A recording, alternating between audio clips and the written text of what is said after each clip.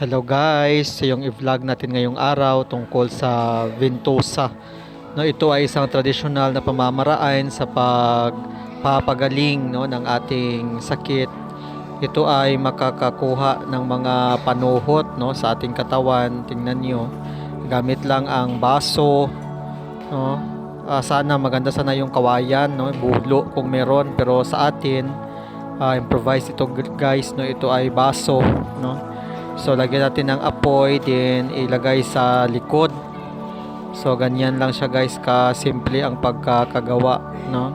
So maayo kay ni kay musuyop ni sa mga panuhot nga nasa to ang likod, mga lamig niya, makatabang sa pagparelax sa ato ang muscle, sa to ang una-huna. So makapaayo sa to ang gibati, sa muna nga naghimo ta og Ventosa. Tanawa guys, ang iyang likod, grabe ang suyop sa baso. Tungod kay daghan kayo siyag panuhot, So di kayo tamalisdan sa paghilot ana unya, kay nakuha naman ang mga panuhot, Tanawa guys, atong gi-move ang baso sa iyang likod.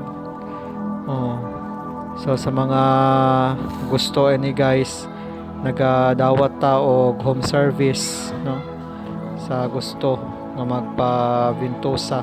Actually kanang giingon nila nga dili maligo pagkabuntag, wala man ay basihan guys, Actually diha ra man na sa mga 8 hours, 6 to 8 hours pwede na ka maligo, Hindi man maligo pagkabuntag, kung kanding-kandingon ka di ka maligo pero 8 to 6 to 8 hours pwede na siya guys maligo, Ako gamito saan mga ko naligo man ko, okay raman.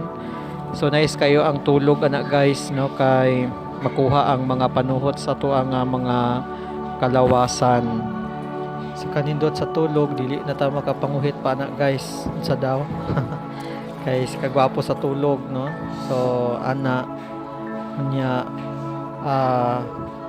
ato na pod nga gilipat ang baso guys, sa iyang likod. Mura na gamit ang ato ang porsip nya cotton plus bilang nato alcohol.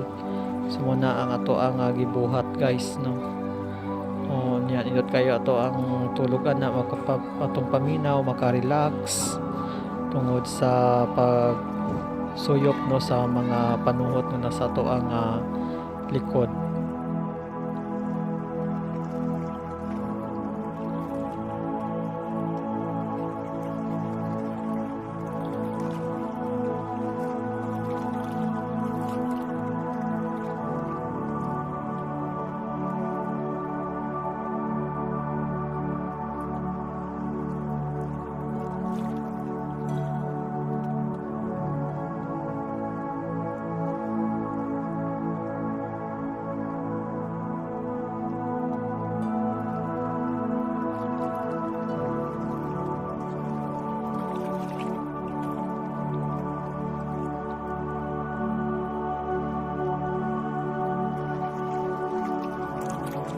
Pagkahuman guys, ato ang gi-massage, with tender love and care ang likod sa ato ang beautiful wife, aron nga massage, massage guys, nako kayo ng katabang aron nga ma-relax ang ato ang mga muscles, aron nga maka circulate o maayo ang ato ang mga dugo diya sa ato ang mga veins.